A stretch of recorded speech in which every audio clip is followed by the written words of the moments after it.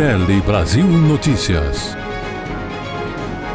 Olá, está começando a sua edição semanal do Jornal Tele Brasil Notícias, sempre com as informações na medida certa e feito especialmente para você.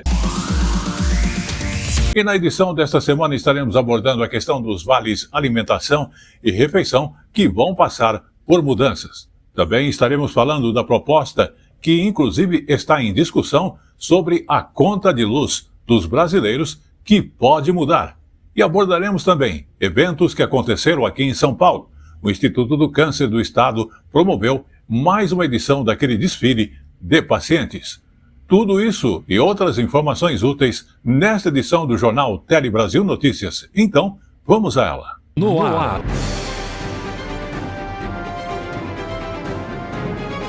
Tele Brasil Notícias.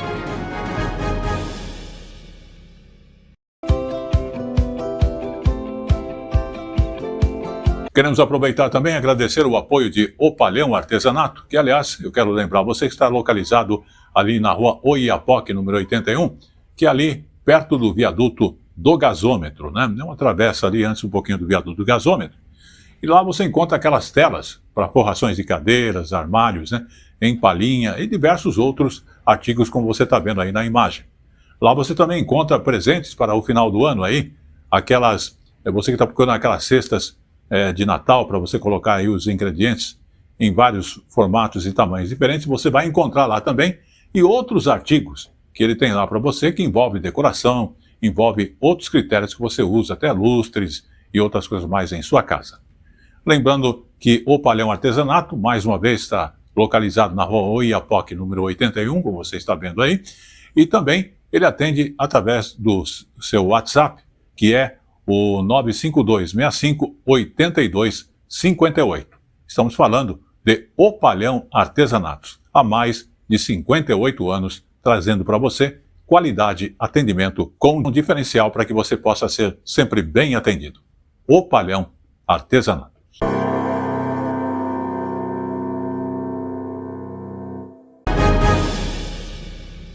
Olá, está começando mais uma edição do Jornal Tele Brasil Notícias e começamos falando sobre a questão dos vales alimentação e refeição, que inclusive vão passar por mudanças. Um novo decreto do governo federal promete diminuir os preços dos alimentos e aumentar a oferta para os trabalhadores. Mais de 22 milhões de brasileiros e inclusive milhares de estabelecimentos comerciais em todo o país devem ser impactados. As mudanças, inclusive, não alteram o valor do benefício, que continua sendo um valor exclusivo para alimentação, mas muda muitas coisas que você vai acompanhar nesta matéria. Com a nova medida, as operadoras terão um limite da taxa cobrada dos estabelecimentos, que não poderá passar de 3,6%. Além disso, o dinheiro deverá chegar em até 15 dias corridos ao comerciante. Na assinatura do decreto presidencial, o ministro do Trabalho falou sobre o fim do oligopólio, condição em que poucas empresas dominam uma atividade e assim têm poder significativo sobre os preços. As 4 grandes empresas que têm verdadeiro oligopólio e que é contra isso aqui, mas tem do outro lado as outras empresas menores que estão totalmente apoiando o que nós estamos fazendo, porque vai aumentar a concorrência. Ao acabar com o oligopólio, essas empresas vão poder participar ativamente, dando transparência e dando concorrência. O modelo anterior gerava um alto custo aos pequenos comércios e era repassado ao consumidor. Em até um ano, os vales alimentação e refeição poderão ser usados em qualquer maquininha e estabelecimento credenciado. Hoje, muitas empresas pequenas, elas deixaram de receber esses vales em função das taxas altas. E também o trabalhador, ele fica limitado a ir naquele estabelecimento, porque só lá recebe determinado ticket que a empresa dele fornece. Haverá uma mudança bastante grande em relação a isso na economia e, com certeza, isso pode até ajudar o equilíbrio ainda da inflação. Para Clériston, que tem um restaurante self-service no centro de Brasília, a mudança vai permitir investir no negócio. Cliente outro que vem aqui para de repente para consumir, E tem alguns casos que a gente não consegue aceitar a bandeira dele, porque o custo é muito alto. Tem bandeira aí que é de 7, 8, 9%, tem uma redução de quase 50%, ele vai ajudar bastante, tanto o comerciante como o próprio cliente, né? Que ele vai ter um leque de opção melhor, né? E a qualidade e, de repente, evita aquela questão de aumento com uma certa frequência. Muito bem, ainda falando então do Vales Alimentação e Refeição, é interessante que a alteração dessas regras, inclusive, não foi bem recebida por todos os setores. Alguns setores, inclusive, estão criticando esta mudança. Vamos saber mais informações desses acontecimentos diretamente de São Paulo para você. Olha, 80% desse mercado é dominado por 4 empresas. Nós procuramos a associação que representa essas empresas, a Associação das Empresas de Benefícios ao Trabalhador, que nos respondeu em nota que vê com preocupação essas mudanças, porque, segundo essas empresas, essa taxa, por exemplo, em 3,6% no limite, desestimula a concorrência no setor. Além disso, tudo isso estimularia o uso indevido desse benefício pelos trabalhadores e o resultado final seria uma possibilidade de desemprego e de retração nos investimentos destas empresas. Bom, nós procuramos também a iFood, que é uma empresa que recebe esses vales e também oferece esses benefícios. Na opinião da iFood, todas essas medidas modernizam esse benefício e oferecem também benefícios, vantagens, tanto para os trabalhadores quanto para as empresas. Qual que é o argumento do governo, do Ministério da Fazenda? Que essas novas regras vão gerar uma economia de cerca de 18 bilhões de reais ao ano. Como? Reduzindo a margem dessas grandes empresas. Quais são elas? Ticket, Alelo, VR e Pluxi. A Pluxi nos disse em nota, inclusive, que pretende recorrer à justiça para que essas mudanças não entrem em vigor. Então, esses 18 bilhões de reais de economia sairiam das mãos dessas grandes empresas e iriam para a ponta. Restaurantes, bares, padarias, lanchonetes, tudo isso, claro, devendo beneficiar o consumidor. Procuramos também a Federação de Hotéis, Restaurantes e Bares aqui de São Paulo, que nos disse que a estimativa que deveria acontecer é refeição mais barata nas ruas para o trabalhador. Primeiro, porque essa taxa ficaria limitada a 3,6%, hoje está em torno de 15%, mais alta que a do cartão de crédito, que é pouco mais de 2%. Mais estabelecimentos vendendo, então, alimento, comida para o trabalhador na rua e, além disso, mais empresas, além dessas 4, entrariam nesse setor. E aí, o trabalhador tem uma preocupação. Essas empresas regionais menores acabam não tendo o cartão aceito em muitos estabelecimentos. Vem a outra regra que define que qualquer maquininha tem que aceitar esses cartões. Veja. Eles estavam nadando, cobrando taxas extorsivas e o governo limitou essa taxa a 3,6%, que é muito mais alta do que a Selic. Inclusive, havia ali um acordo, sempre houve um acordo dessas empresas, dessas associações, dessas empresas, para uma tira por na concorrência. Então, você tem uma empresa, você é diretora de RH de uma empresa que tem lá 1.000 funcionários. Aí eu chegava para você e falava assim, como é que está o seu vale refeição? Quanto você paga hoje? Eu pago R$1 milhão por mês de vale refeição. X, né? Estou chutando aqui o valor. Pago R$1 milhão por mês de vale refeição. Eu te ofereço o mesmo valor dos tickets, mas você vai pagar 980, você não vai pagar R$1 milhão, te ofereço a menos. Essa diferença eles cobravam dos restaurantes. Eles aumentavam as taxas dos restaurantes. Durante muitos anos foi extorsivo. Vamos agora falar então dos jovens aprendizes. O Brasil registrou mais de 710 mil jovens aprendizes somente no mês de setembro. É um recorde pelo 7º mês seguido. Os dados, inclusive, são do Ministério do Trabalho e Emprego. Números que cresceram depois da regulamentação de lei de aprendizagem, que está aí completando alguns anos já de existência. Vamos à reportagem. Desde fevereiro, Ana Caroline é uma jovem aprendiz. Ela trabalha no Museu Catavento, no centro de São Paulo. A jornada é de 4 horas por dia, com diferentes tarefas. Aqui eu meio que cuido da área administrativa das fábricas de cultura, porque o museu tem ligação com as fábricas de cultura, né? E aí o meu setor cuida mais, assim, da infraestrutura, das manutenções, de tudo que é necessário para manter o ambiente, né, bem cuidado. Para a equipe, a jovem aprendiz traz um ganho enorme. Para nós, né, poder desenvolver esses jovens é uma satisfação, né? O Museu Catavento num todo e as fábricas de cultura, acho que é uma oportunidade muito grande que eles têm e eles vieram agregar muito para a gente. O número de jovens aprendizes bateu um recorde no mês de setembro, chegando a 710 mil em todo o país. É o 7º mês seguido de alta. No ano, já foram 112 mil novas contratações. Somente em setembro foram abertas 15 mil novas vagas de aprendizes. O programa ganhou força com a regulamentação da Lei da Aprendizagem de 2023, que tornou obrigatória a contratação de aprendizes em empresas médias e grandes, com cotas que variam de 5% a 15% dos cargos.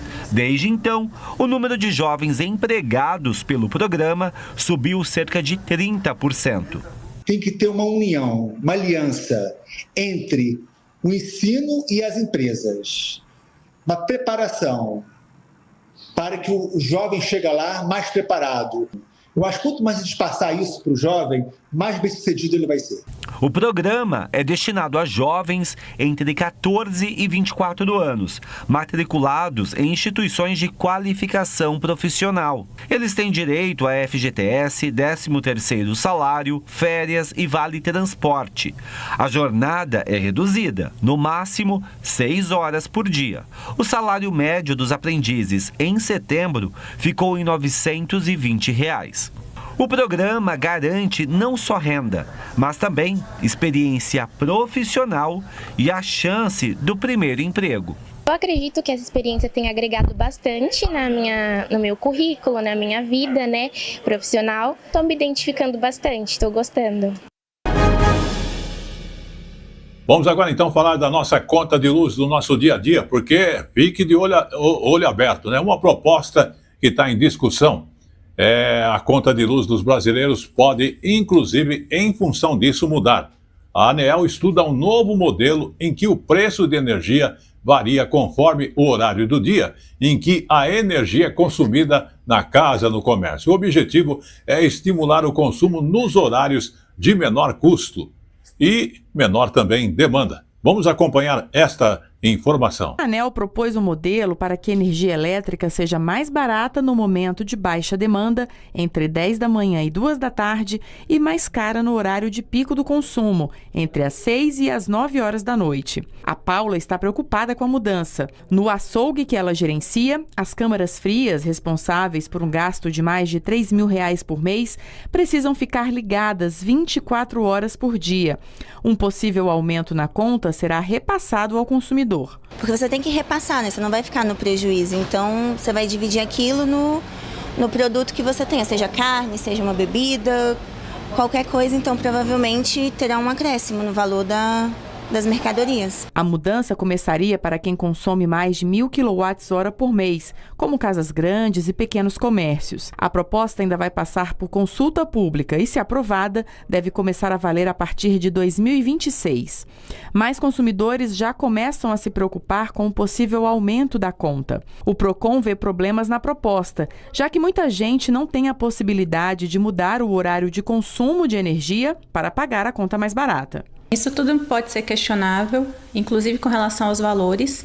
É um teste ainda, é uma proposta inicial que ainda vai ser discutida, só que já gera esse desconforto, né, em todo mundo, justamente por isso, porque eles querem colocar como uma vantagem para o consumidor, que vai ser uma diminuição em sua conta de energia, mas em contrapartida a gente sabe que as pessoas trabalham e precisam dessa energia à noite.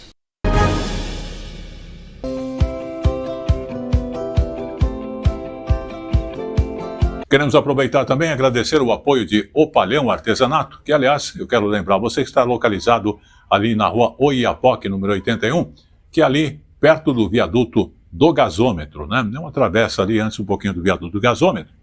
E lá você encontra aquelas telas para forrações de cadeiras, armários, né? Em palhinha e diversos outros artigos como você está vendo aí na imagem. Lá você também encontra presentes para o final do ano aí, você que está procurando aquelas cestas de Natal, para você colocar aí os ingredientes em vários formatos e tamanhos diferentes, você vai encontrar lá também, e outros artigos que ele tem lá para você, que envolve decoração, envolve outros critérios que você usa, até lustres e outras coisas mais em sua casa. Lembrando que o Opalhão Artesanato, mais uma vez, está localizado na rua Oiapoque, número 81, como você está vendo aí. E também ele atende através do seu WhatsApp, que é o 952-65-82-58. Estamos falando de O Palhão Artesanatos, há mais de 58 anos, trazendo para você qualidade, atendimento com um diferencial para que você possa ser sempre bem atendido. O Palhão Artesanatos.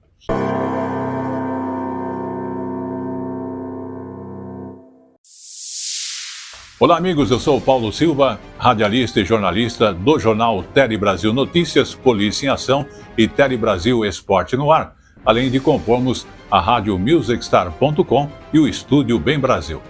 O objetivo principal de estarmos aqui é para convidá-lo para um evento que é bastante importante e que vai acontecer em São Caetano do Sul, que é justamente o evento que cita e apresenta o Dia do Voluntariado, onde eu estarei fazendo a presidência e serei o mestre de cerimônia. Estaremos abordando, como tema principal, Depressão não é frescura. Teremos a presença do vereador suplente José Messias de São Caetano do Sul, também a doutora Fernanda Câmara, que estará abordando um assunto, a doutora Bianca Bueno, a doutora Jéssica Oliveira e o doutor Augusto Ferreira Neto. A presença ilustre do cantor Robson Monteiro. Aqui é Robson Monteiro, o anjinho do Raul Gil. Além da entrega dos certificados aos voluntários. O evento acontecerá das 18 às 21 horas, no dia 5 de dezembro, no Salão Paroquial da Igreja São Bento, na Rua Bom Pastor 1248, no bairro Olímpico, em São Caetano do Sul. Queremos aproveitar essa deixa e convidá-los a estar presente e prestigiar aí os voluntariados. Aguardamos você! A informação na medida certa que você gosta. Um telejornalismo dinâmico, nacional e regional. Jornal Tele Brasil Notícias. A informação na medida certa. Vamos agora então falar do mercado consumidor e apenas a população negra do Brasil movimenta quase 2 trilhões de reais por ano na economia. Isso é o que está apontando uma pesquisa, inclusive divulgada essa semana aqui em São Paulo. A questão é bastante válida, porque mais do que consumir, essa parcela da população também avalia marcas e reconhece atitudes de inclusão e de desrespeito à diversidade. Segundo os pesquisadores, os resultados têm mostrado ou mostram um consumidor ativo, criterioso e cada vez mais consciente do seu poder de influência. Vamos conhecer essas informações. Gláucia já processou uma loja de móveis por racismo. Para ela, o posicionamento das marcas faz diferença, principalmente na hora de contratar serviços de longa duração, como abrir uma conta bancária. Eu olho bastante também o tanto de representatividade que está tendo naquele momento, algumas coisas que vai ficar mais tempo na minha vida. Isso sim eu olho, como banco, lojas que eu costumo sempre ir, se tem alguém me representando, essas coisas sim. Jefferson também já sofreu experiências ruins com atendimento discriminatório em lojas. Por isso, o professor participa de boicotes contra empresas com casos de racismo. Eles colocavam um alarme sonoro quando um negro adentrava a loja. Desde lá, eu e muitos amigos paramos de consumir a marca. Nós tínhamos amigos vendedores aqui em São Paulo da marca, mas é um dos nossos, né? Pode ser, foi no Ceará, mas pode ter acontecido em qualquer lugar do mundo. Então, na medida que acaba atingindo um dos nossos, a gente acaba deixando de consumir. Sofrer discriminação ao tentar comprar um produto ou adquirir um serviço, infelizmente, faz parte do cotidiano da população negra brasileira. 1 em cada 3 pessoas negras passou por isso no último ano.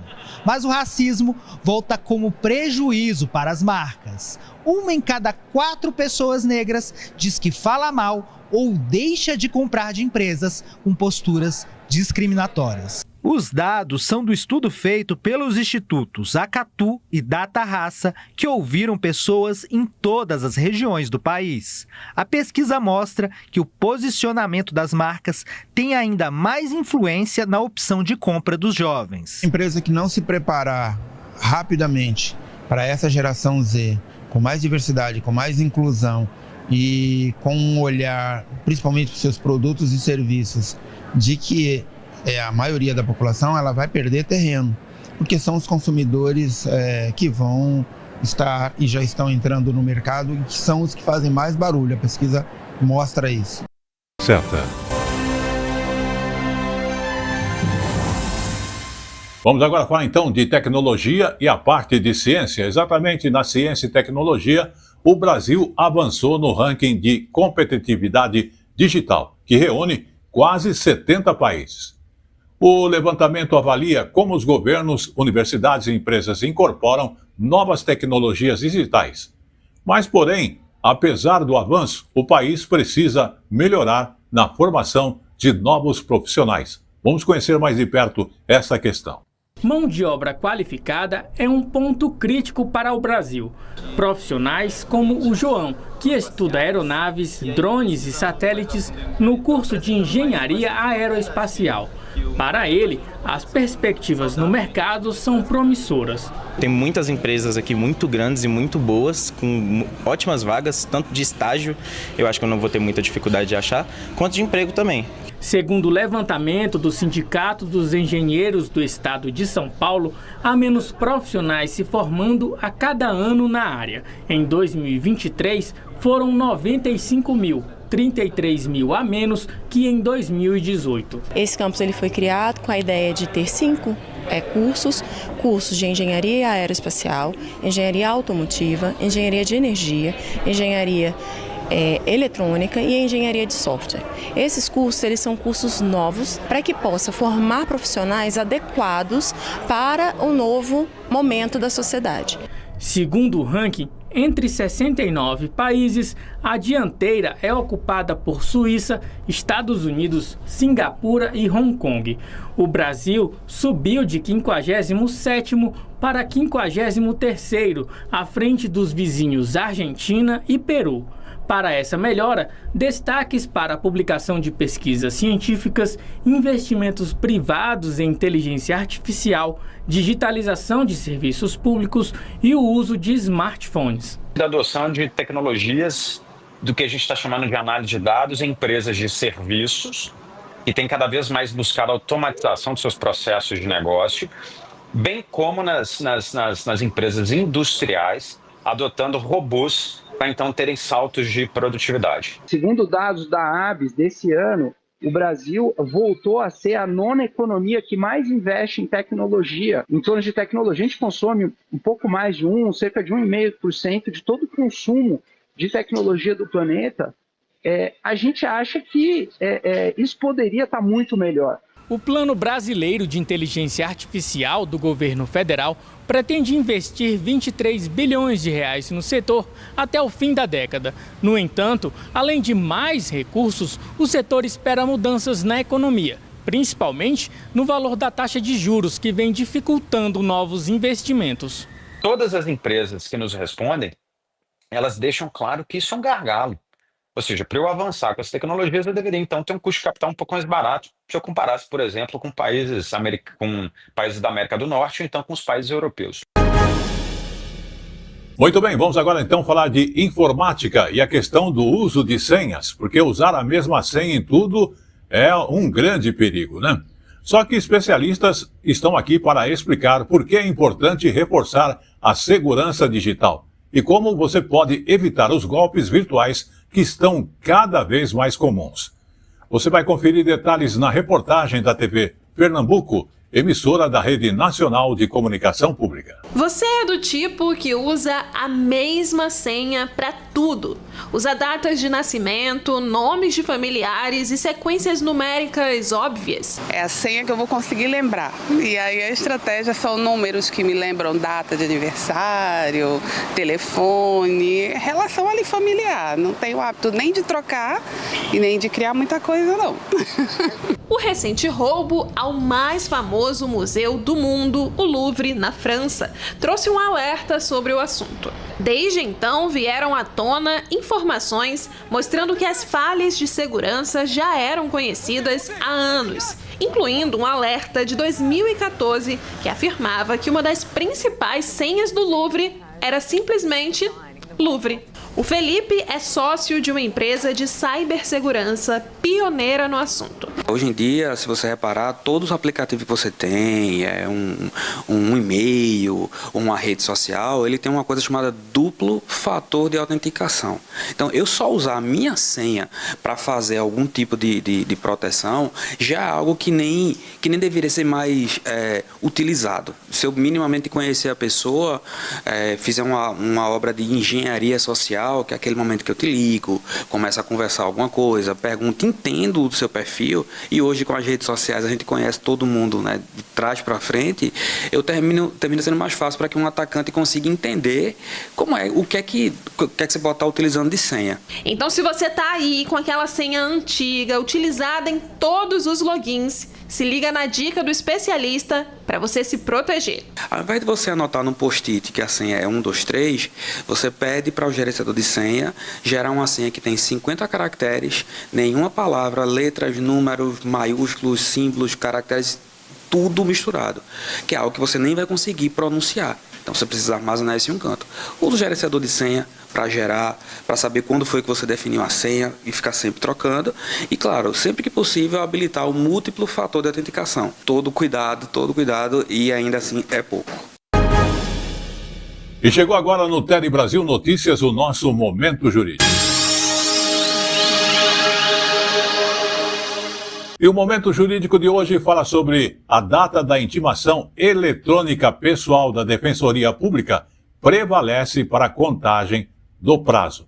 Vamos observar esta informação jurídica que é muito importante. Terceira sessão do Superior Tribunal de Justiça consolida entendimento de que data da intimação eletrônica pessoal da Defensoria Pública prevalece para a contagem de prazo.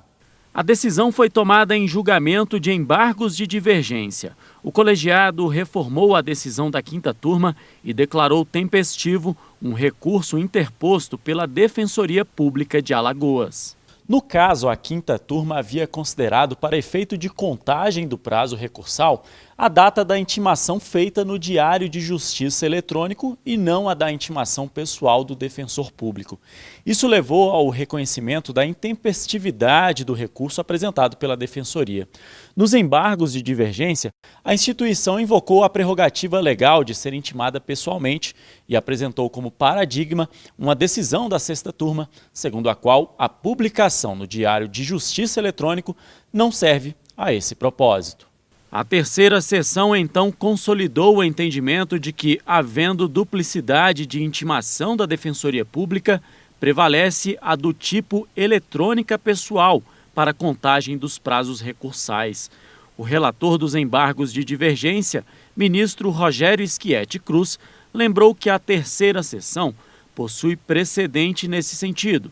O ministro também pontuou que a legislação dispõe expressamente que a publicação eletrônica substitui qualquer outro meio e publicação oficial, à exceção dos casos que, por lei, exigem intimação ou vista pessoal. Rogério Schietti Cruz observou que a Defensoria Pública se enquadra na exceção, cuja intimação deve ser sempre pessoal. Vamos agora aproveitar também e falar aí lá do Tribunal de Justiça do Rio de Janeiro, que inclusive decidiu suspender o decreto de falência da empresa de telefonia Oi e determinou inclusive a retomada do processo de recuperação judicial que já dura nada menos que 10 anos. Vamos observar. Essa decisão foi da desembargadora Mônica de Piero, que atendeu aos recursos dos bancos Itaú e Bradesco, que são dois dos principais credores da empresa de telecomunicação Oi. Na decisão, a magistrada afirmou que decretar a falência seria uma solução danosa para a sociedade e também para a administração pública, já que a Oi desempenha aí serviços essenciais reais para a sociedade, além de empregar milhares de trabalhadores em todo o território nacional. A magistrada estabeleceu também a liquidação ordenada dos ativos da empresa. O que significa isso? Permite a transferência organizada da operação da Oi para novos investidores, ou seja, permite que a empresa continue operando e, ao mesmo tempo, que a venda de ativos aconteça para tentar liquidar essas dívidas. Com a anulação da falência, o processo volta para a recuperação judicial, dando chances aí para que a Oi se reestruture financeiramente. Importante a gente reforçar que os serviços de telefonia, de internet e também os contratos empresariais continuam operando sem interrupções. E chegou agora no Tele Brasil Notícias o nosso Momento Jurídico.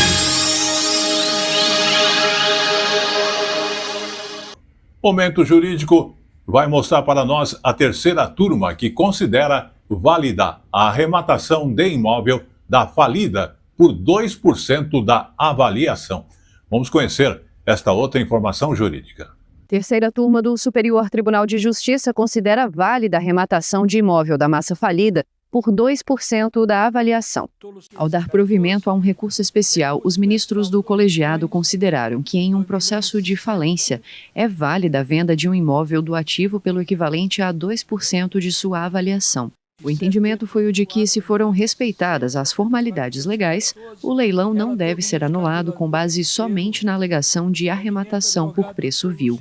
De acordo com o processo, foi autorizada a permuta de dívida de uma empresa falida por um imóvel de propriedade dela, considerando a dificuldade dos credores para receber os valores a que tinham direito. O imóvel, avaliado em R$5,5 milhões, foi vendido na terceira chamada do leilão por apenas R$110 mil. Diante do baixo valor arrecadado, o Ministério Público, o administrador judicial e a empresa falida pediram que um novo leilão fosse realizado. O Tribunal de Justiça de São Paulo anulou a arrematação, que havia sido validada pela primeira instância. O comprador do imóvel recorreu então ao Superior Tribunal de Justiça e sustentou a validade da compra feita no leilão com base na literalidade da lei. O relator do caso, o ministro Ricardo Vilas Boas Cueva, destacou que a legislação sobre o tema permite que, na terceira chamada de um leilão, os bens sejam vendidos por qualquer preço e que a lei prioriza a celeridade na alienação do imóvel. A terceira turma seguiu o entendimento do relator, que apontou que a impugnação realizada não pode ser recebida, porque não foi acompanhada de oferta do impugnante ou de terceiro com preço melhor do que o oferecido pelo comprador, como prevê a legislação.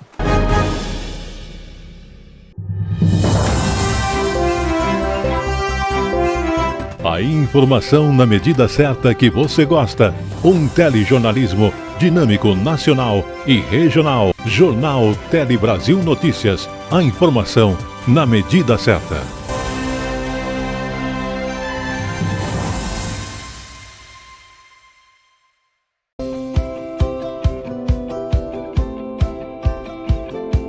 Queremos aproveitar também e agradecer o apoio de Opalhão Artesanato, que, aliás, eu quero lembrar você que está localizado ali na rua Oiapoque, número 81, que é ali perto do viaduto do gasômetro, né? Uma travessa ali antes um pouquinho do viaduto do gasômetro. E lá você encontra aquelas telas para forrações de cadeiras, armários, né? Em palhinha e diversos outros artigos como você está vendo aí na imagem. Lá você também encontra presentes para o final do ano aí, aquelas, você que está procurando aquelas cestas de Natal, para você colocar aí os ingredientes em vários formatos e tamanhos diferentes, você vai encontrar lá também, e outros artigos que ele tem lá para você, que envolve decoração, envolve outros critérios que você usa, até lustres e outras coisas mais em sua casa. Lembrando que o Opalhão Artesanato, mais uma vez, está localizado na rua Oiapoque, número 81, como você está vendo aí, e também ele atende através do seu WhatsApp, que é o 952-65-8258. Estamos falando de Opalhão Artesanatos, há mais de 58 anos, trazendo para você qualidade, atendimento com um diferencial para que você possa ser sempre bem atendido. Opalhão Artesanatos.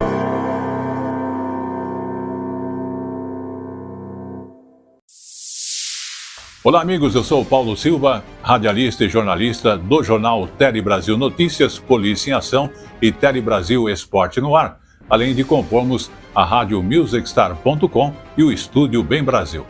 O objetivo principal de estarmos aqui é para convidá-lo para um evento que é bastante importante e que vai acontecer em São Caetano do Sul, que é justamente o evento que cita e apresenta o Dia do Voluntariado, onde eu estarei fazendo a presidência e serei o mestre de cerimônia. Estaremos abordando, como tema principal, Depressão não é frescura. Teremos a presença do vereador suplente José Messias de São Caetano do Sul, também a doutora Fernanda Câmara, que estará abordando um assunto, a doutora Bianca Bueno, a doutora Jéssica Oliveira e o doutor Augusto Ferreira Neto. A presença ilustre do cantor Robson Monteiro. Aqui é Robson Monteiro, o anjinho do Raul Gil. Além da entrega dos certificados aos voluntários.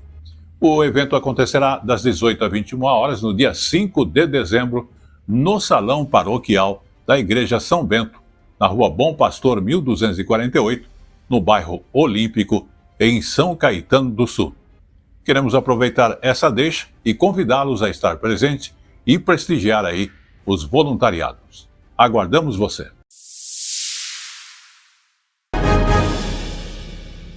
Vamos agora então falar um pouquinho do meio ambiente, mudando um pouquinho de assunto, porque o Ministério do Meio Ambiente lançou um plano para aumentar o volume de árvores nas cidades brasileiras. É o Plano Nacional de Arborização Urbana que foi anunciado lá em Belém e prevê 65% da população brasileira que ela passe a viver em ruas que tenha no mínimo 3 árvores. Ao todo seriam plantadas 360 mil hectares aí de árvores nas áreas urbanas. Vamos conhecer mais detalhes desta outra informação que envolve aí a questões ecológicas e o meio ambiente. Foi anunciado em Belém e prevê que 65% da população brasileira que passe a viver em ruas que tenham no mínimo 3 árvores. Ao todo, seriam plantados 360 mil hectares de árvores em áreas urbanas. Segundo dados do MAP Biomas, atualmente 28% dos territórios das cidades são arborizados. A medida tem impacto na questão climática, claro, e na qualidade de vida das pessoas também. Detalhes para você na Agência Brasil, endereço agenciabrasil.ebc.com.br. E ainda continuando na questão de meio ambiente, podemos constatar que a maior parte da população está vivendo em áreas urbanas. E essa vivência tem efeitos das mudanças climáticas que causam enchentes, seca e a onda de calor que já atinge milhares de pessoas. E existe uma saída para reduzir esse impacto, é tornar as cidades mais resilientes, integrando crescimento urbano e sustentabilidade. É uma coisa que todos nós sabemos que é essencial para que haja um crescimento ordenado. Vamos acompanhar. Cada 10 brasileiros, 9 vivem em áreas urbanas. Portanto, quando se fala em adaptação climática, é preciso levar em conta a chamada resiliência das cidades, ou como elas podem resistir a catástrofes como secas ou inundações. O assunto faz parte das discussões na COP30. Afinal, tragédias como as enchentes no Rio Grande do Sul ou o tornado na cidade de Rio Bonito do Iguaçu, no Paraná, mostram a força da natureza sobre as cidades, que precisam criar mecanismos de proteção contra futuros desastres climáticos, que se tornarão ainda mais frequentes e intensos com o aumento da temperatura global. Dentro de medidas de adaptação, por exemplo, se está pensando em adaptação baseada em infraestrutura e adaptação baseada em ecossistemas, que essa é a forma como podemos, não digo evitar que a inundação aconteça, mas reduzir os impactos dessa inundação. Para enfrentar essa situação de mudanças climáticas, os especialistas afirmam que é mais barato investir na prevenção do que gastar na reconstrução. É preciso trabalhar bastante na prevenção e na mitigação para que a gente tenha, os desastres vão continuar acontecendo, mas que tenha menos impactos em perdas de vidas humanas, em perdas econômicas, em danos, enfim. É o que falou bastante hoje aqui o representante da UNRR. Para cada dólar investido antes do desastre, é possível, de uma maneira geral, economizar $4. Então a gente tem que fazer essa conta. E claro que investir antes é muito mais importante do que deixar tudo para colocar recursos depois que o desastre acontece.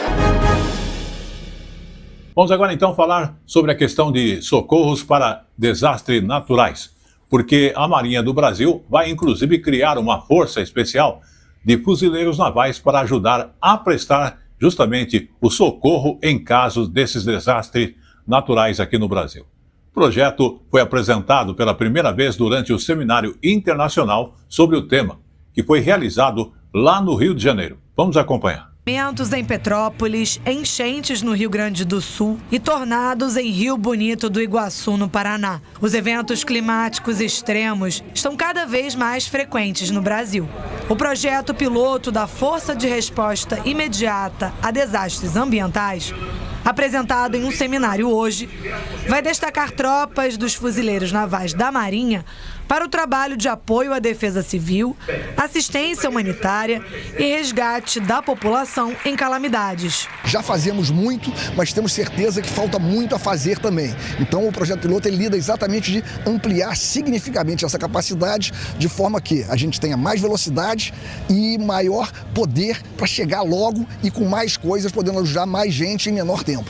O projeto é uma cooperação entre a Marinha do Brasil, o BNDES e o CEMADEM, Centro Nacional de Monitoramento e Alertas de Desastres. O presidente Mercadante anunciou na COP30 que o BNDES, no primeiro momento já de largada, entraria com recursos de 30 milhões, a FINEP entraria com mais 20 e o total a ser mobilizado seria de 100 milhões para este fase piloto.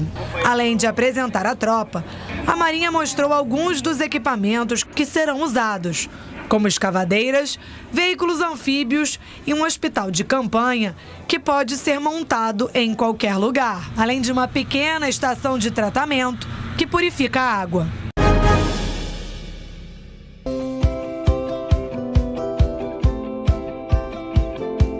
Queremos aproveitar também e agradecer o apoio de Opalhão Artesanato, que, aliás, eu quero lembrar você que está localizado ali na rua Oiapoque, número 81, que é ali perto do viaduto do gasômetro, né? É uma travessa ali antes um pouquinho do viaduto do gasômetro.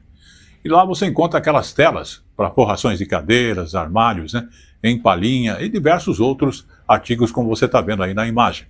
Lá você também encontra presentes para o final do ano aí, aquelas, você que está procurando aquelas cestas de Natal, para você colocar aí os ingredientes em vários formatos e tamanhos diferentes, você vai encontrar lá também, e outros artigos que ele tem lá para você, que envolve decoração, envolve outros critérios que você usa, até lustres e outras coisas mais em sua casa.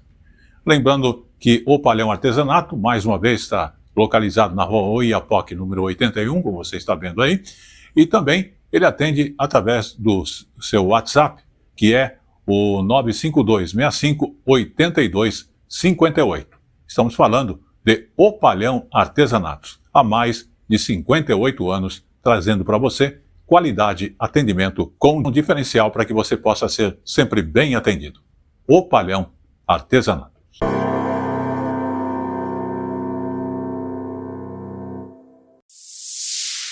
Olá amigos, eu sou o Paulo Silva, radialista e jornalista do jornal Tele Brasil Notícias, Polícia em Ação e Tele Brasil Esporte no Ar, além de compormos a rádio musicstar.com e o estúdio Bem Brasil. O objetivo principal de estarmos aqui é para convidá-lo para um evento que é bastante importante e que vai acontecer em São Caetano do Sul, que é justamente o evento que cita e apresenta o Dia do Voluntariado, onde eu estarei fazendo a presidência e serei o mestre de cerimônia. Estaremos abordando, como tema principal, Depressão não é frescura.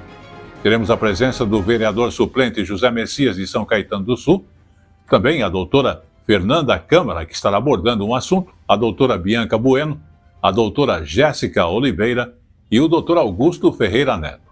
A presença ilustre do cantor Robson Monteiro. Aqui é Robson Monteiro, o anjinho do Raul Gil. Além da entrega dos certificados aos voluntários. O evento acontecerá das 18 às 21 horas no dia 5 de dezembro, no Salão Paroquial da Igreja São Bento, na Rua Bom Pastor 1248, no bairro Olímpico, em São Caetano do Sul. Queremos aproveitar essa deixa e convidá-los a estar presente e prestigiar aí os voluntariados. Aguardamos você. Vamos falar agora então de meio ambiente e dos insetos. É aquela pergunta, qual foi a última vez que você viu aí um vagalume perto de sua residência? Uma pesquisa mostra que o inseto está entrando em extinção. Mas não é só ele. Exatamente, outros também estão desaparecendo. E se pensarmos bem, é um perigo, inclusive para o meio ambiente. E isso acaba impactando no meio ambiente. Agora, de que forma? A salvação, inclusive, pode estar nas novas gerações. Vamos conferir esta informação, então, na reportagem da TVE do Espírito Santo. Lupas em punho, equipes de exploração investigando a horta da escola. O objetivo é encontrar insetos e catalogar as descobertas. Hoje aqui na aula, me conta um dos insetos que você achou aqui. Uma borboleta bem linda, ela tinha as asas pretas com rosa. Eu achei ela bem bacana. E qual que é a importância da borboleta na natureza?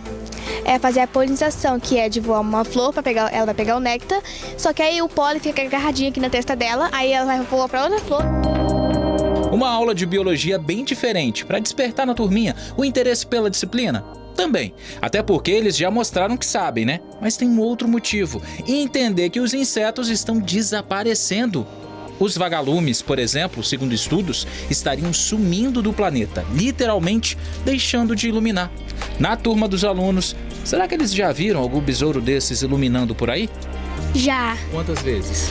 Bastante, acho que umas 10. Mas afinal de contas, o que está acontecendo? Os vagalumes estão mesmo sumindo? Não só vagalume, tá? O vagalume é uma bandeira interessante que a gente pode utilizar, mas é geral.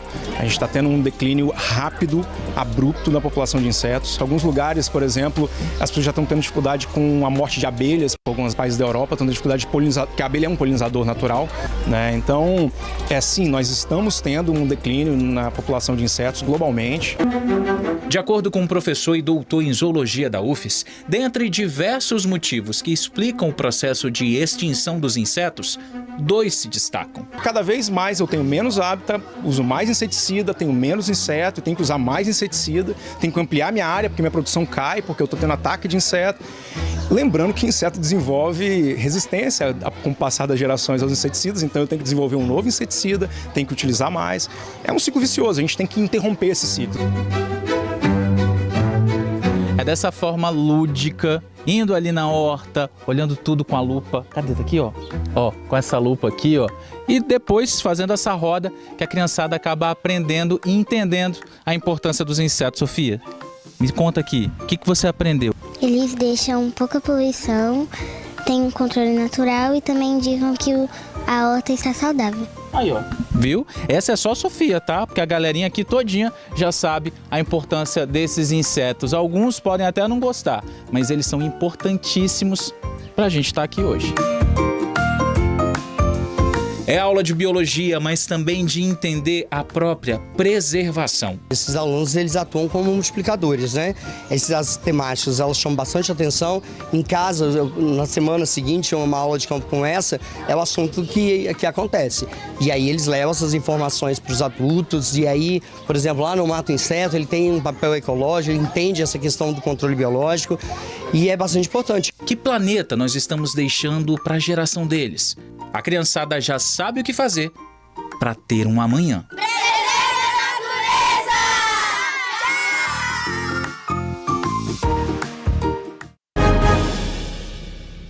Vamos falar então agora das indústrias de calçados, né? Os fabricantes, e que estão apostando em uma inovação e no mercado para enfrentar o momento. E mesmo com essas taxas aí dos Estados Unidos, os Estados Unidos continuam sendo o principal destino dos calçados brasileiros aqui. Vamos observar nesta reportagem. Fabricantes de calçados de todo o país estão em São Paulo para apresentar as novidades do setor para o Brasil e para o mundo. Este tênis infantil vem com um chip que indica no celular a localização exata da criança. A criança ou na escola, ou num parque, ou na praia, ela está usando o produto, ela está usando o tênis, então é possível, através do celular, você localizar esse objeto, né? Esse produto. E aí é legal que ele não precisa da internet, ele está rastreado através do satélite. No país, os maiores produtores de calçados são Rio Grande do Sul, Ceará, Paraíba e São Paulo. O setor está mais otimista com o mercado interno. Já as exportações enfrentam desafios. Apesar da tarifa de 50%, os Estados Unidos continuam como principal destino de calçados brasileiros. No acumulado do ano, as exportações para o país norte-americano tiveram uma alta de 4%, atingindo 187 milhões de dólares. Mas o setor pondera que essa alta nas vendas para os Estados Unidos foi conquistada principalmente antes do tarifaço. 15% foi acumulado até o mês antes do tarifaço, que entrou em vigor em agosto. Então, com a guerra tarifária entre os Estados Unidos e a China, houve uma oportunidade dos americanos se abastecerem no Brasil. Então foi isso que estávamos crescendo. Nós deveríamos fechar um ano com um crescimento superior a 20% para o mercado norte-americano. Com a entrada tarifaço, começou a derrubar esses números. No acumulado do ano, juntando todos os mercados, as exportações somaram 819 milhões de dólares, uma queda de 1% em relação ao mesmo período do ano passado. A Argentina é o segundo maior mercado consumidor e também preocupa. Mas tem que ver como vai a economia. Então, quem depende de exportação sempre depende de como funciona a economia do outro país, e a Argentina tem os seus altos e baixos, mas é um mercado muito importante para a indústria calçatista brasileira. O setor esse ano vai ter um crescimento abaixo do esperado em função dos reflexos das exportações do mercado norte-americano. Teremos um fechamento de ano bom e um crescimento no próximo ano. Vamos agora então falar de um estudo encomendado pelo Instituto Brasileiro de Jogos, responsável pela Associação Nacional de Jogos e Loterias, que está apresentando o primeiro raio-x do setor de apostas desde a regulamentação, que aconteceu em janeiro de 2025. O interessante é que, de acordo com a pesquisa, as bets devem arrecadar esse ano nada menos que 9 bilhões de reais. Tudo isso em impostos. Por outro lado, o jogo clandestino ainda continua existindo e responde por metade das apostas no Brasil. Vamos conferir nesta reportagem esta informação.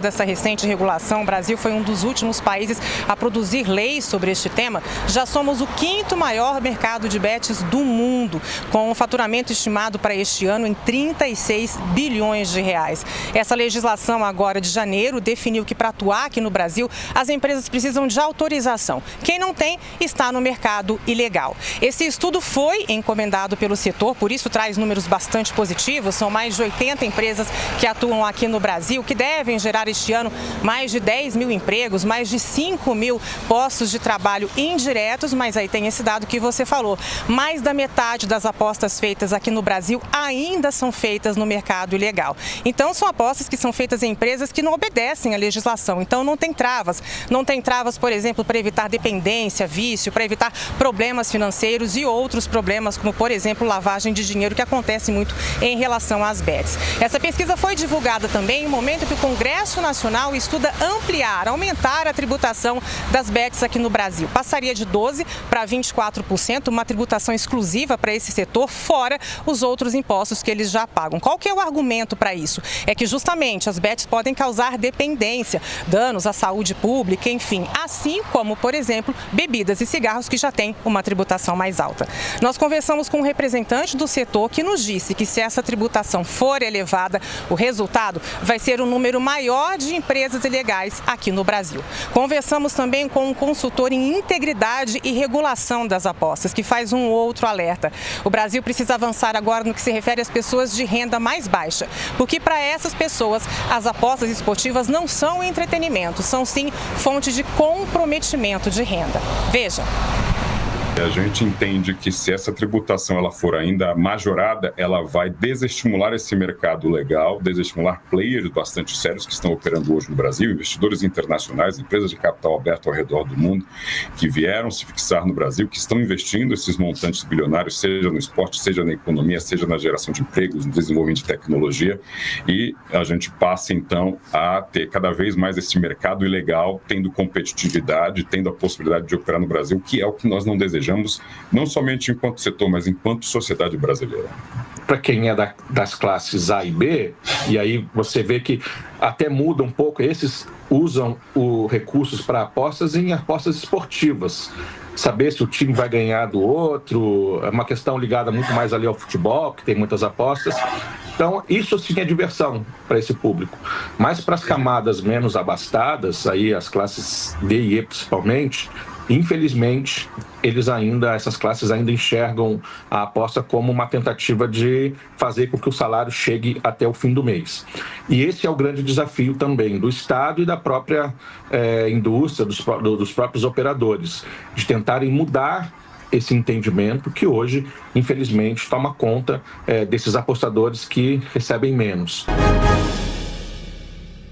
Muito bem, como eu falo sempre, tudo que é bom dura pouco. E o Tele Brasil Notícias da semana está chegando ao seu final.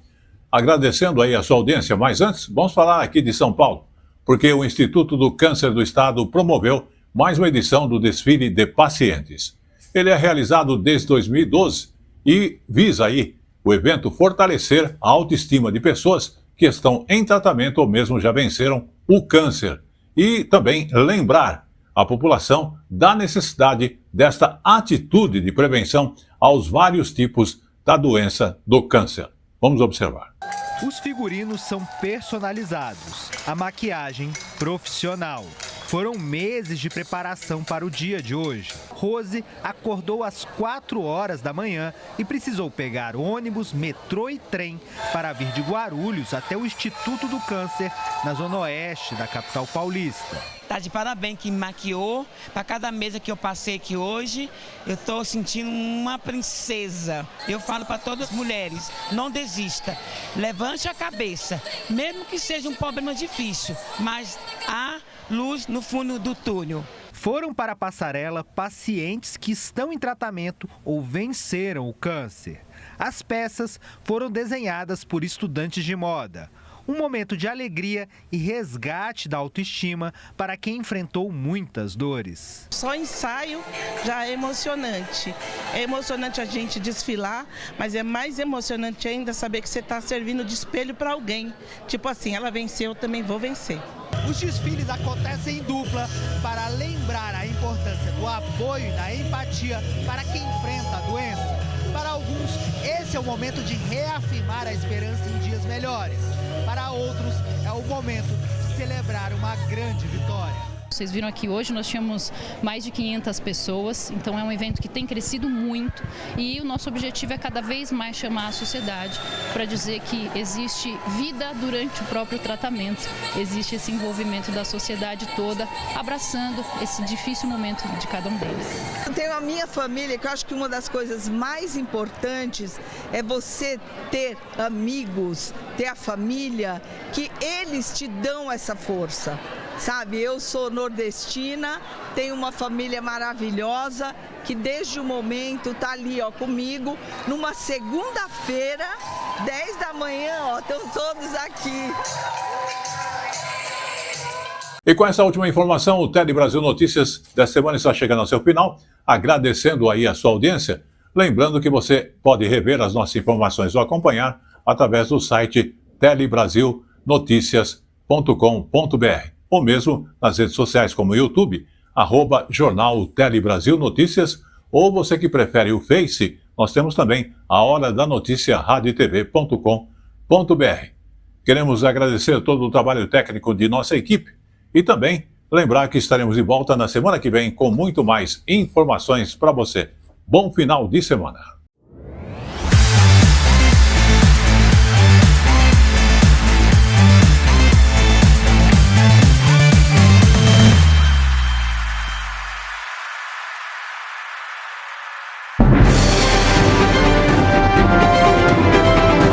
Tele Brasil Notícias.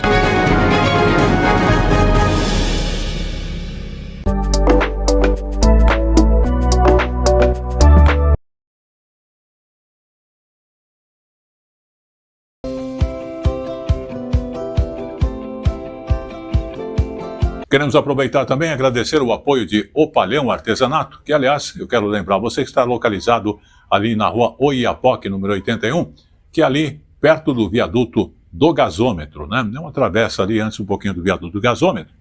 E lá você encontra aquelas telas para forrações de cadeiras, armários, né? Em palhinha e diversos outros artigos como você está vendo aí na imagem. Lá você também encontra presentes para o final do ano aí, aquelas, você que está procurando aquelas cestas de Natal para você colocar aí os ingredientes em vários formatos e tamanhos diferentes, você vai encontrar lá também, e outros artigos que ele tem lá para você, que envolve decoração, envolve outros critérios que você usa, até lustres e outras coisas mais em sua casa. Lembrando que o Opalhão Artesanato, mais uma vez, está localizado na rua Oiapoque, número 81, como você está vendo aí, e também ele atende através do seu WhatsApp, que é o 952-65-82-58. Estamos falando de Opalhão Artesanatos, há mais de 58 anos, trazendo para você qualidade, atendimento com um diferencial para que você possa ser sempre bem atendido. Opalhão Artesanato.